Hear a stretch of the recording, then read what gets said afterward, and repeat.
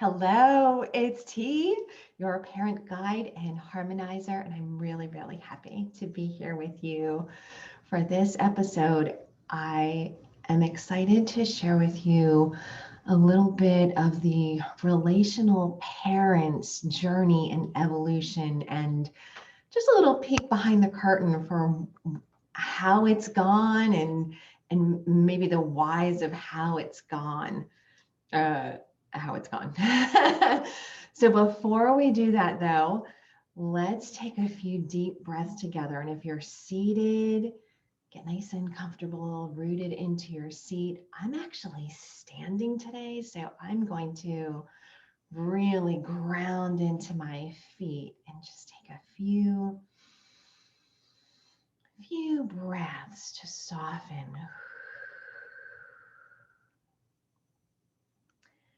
Maybe you're like me in that you have an inner control freak, and this is your opportunity to soften. Allow that inner control freak. Maybe she or he is a little tired. Allow them to just put their feet up, take a break, and soften a little bit. Okay, great. Excellent. And then maybe with them taking a nap, you and I can interact in a different kind of way. So relational parents, the whole mission of relational parents is to help more and more children to be able to grow and expand in a space that feels supportive and non-restrictive, and allow that expansion in whatever way it needs to happen. And so many of you know that I was trained years ago as a Montessori teacher. And if my years as a Montessori teacher taught me as a practitioner now anything, it's that it's exceedingly difficult to affect a real, like a long lasting, enduring sort of change for a child when the parents are not brought along board with something connected to that change. So I was involved with, providing an excellent Montessori environment and an independent environment where all these beautiful little children could function so independently. And then when I would have parent teacher conferences, I would hear time after time after time,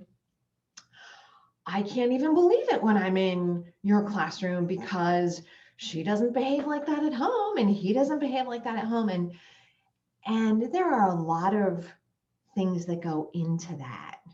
Children should feel more relaxed at home and should be allowed to, show up in a little bit of a different way at home. But it was such a stark contrast that it really showed me that we're not doing the kids or the parents so much any favors by not speaking the same language to the parents. And so I started to really realize that in order to affect great outcomes for a child, that the parent needed to be highly involved.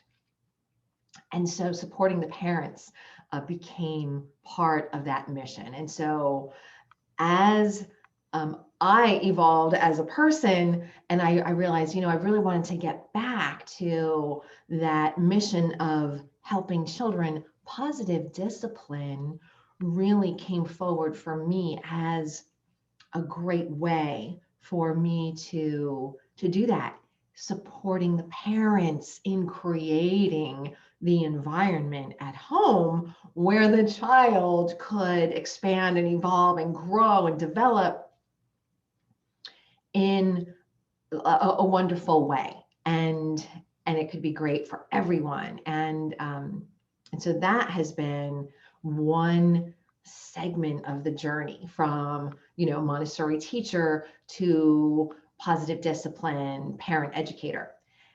And then in the last, I want to say 12 months, and I'm recording this, it's the first quarter of 2021 as I'm recording this.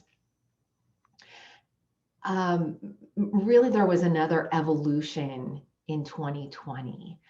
And that evolution had to do with my seeing that the parents that I was educating in positive discipline were really, they're so dedicated to their children and really wanting to do it right.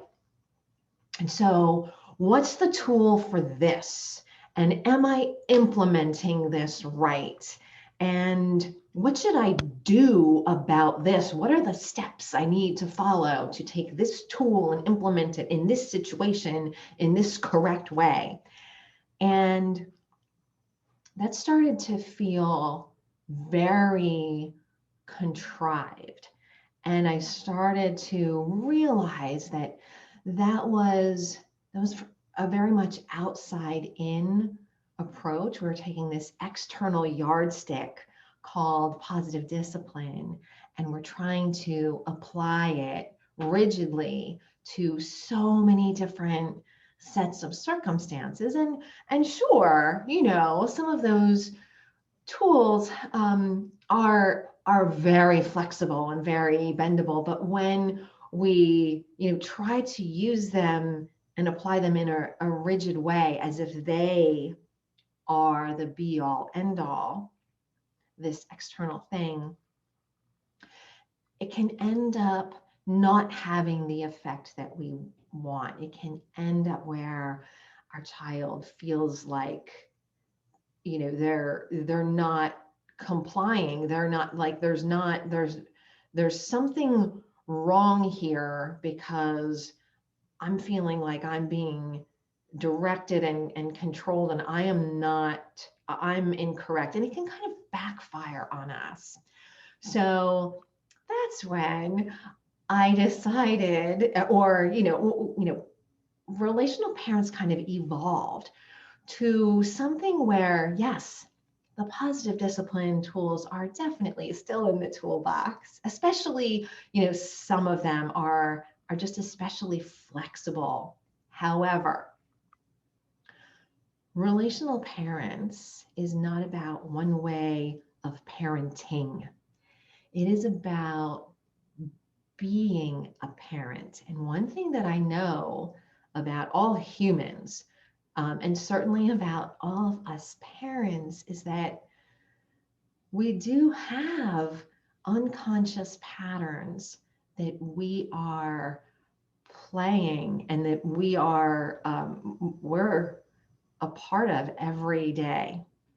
And so the challenges that we come across with our children, especially the ones that really affect us, like that big button that you have that you feel like your kid is pushing and pushing and pushing, that really trigger us, that are repetitive, there's usually a component of some kind of unconscious pattern, some kind of potentially repressed emotion, some kind of protective pattern that we started using way back when. And these challenges that we face with our children, if we let them, can be like the catalyst to help some of those unconscious patterns bubble up into consciousness, bubble up into our conscious awareness. And it doesn't happen overnight, right? Those unconscious patterns need some time and they need some space. And so if you've been listening or following me for any length of time, you know that before every episode, we'll do 20 or 60 seconds of some nice deep breathing, and we'll slow it down, because when we slow it down, that's when we're creating the conditions to allow some of that bubble up, right?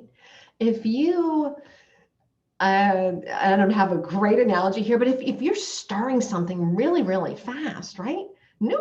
There's no bubbles that are able to come up like a lava lamp, right? If I had a lava lamp here, we actually have several of them in our house. Maybe on another episode I'll have one, but if you had a lava lamp and you shook it, right? It would be in chaos, in a state of chaos. It would be a long time before the liquid got still enough to allow some of those big balls and bubbles to come up to the surface. So it's the same thing here with the challenges that we face.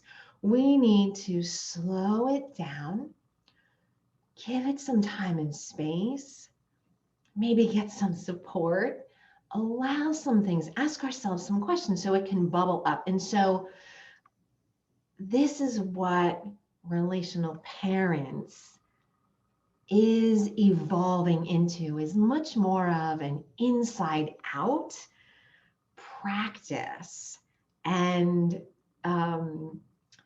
like company practice, solution, whatever noun you want to call it. It doesn't matter. It's an inside out practice to be a relational parent. How are we feeling and sitting with that, as opposed to, am I doing this right? Is this positive discipline?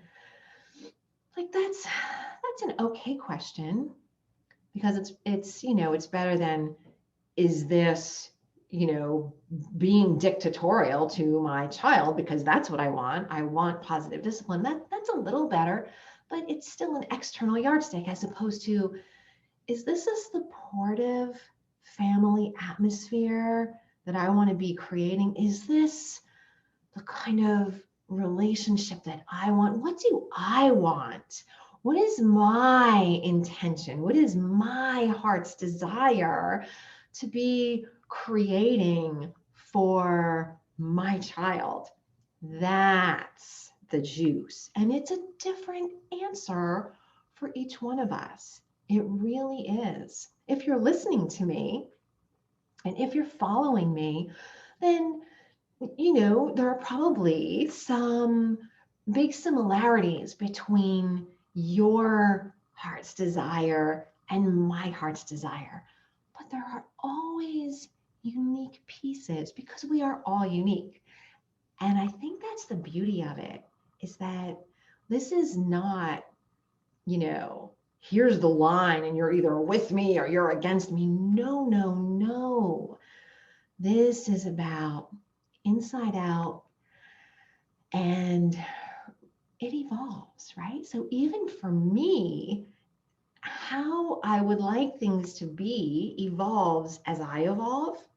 It also evolves as my children move through different stages of their development. So it's not static, it's not stagnant, it's not permanent. It can evolve. So that's what I want to leave you with today. And actually, so next time I'm going to take one of the big juicy positive discipline tools, and I'm going to talk you through a few ways that I had to use it in an inside out kind of way and adapt it, as opposed to taking all the steps and trying to rigidly apply them. So I'll share that with you so that you can have an example of what I mean here. So until then, have a wonderful, wonderful rest of your day. And I look forward to seeing you again soon. Bye for now.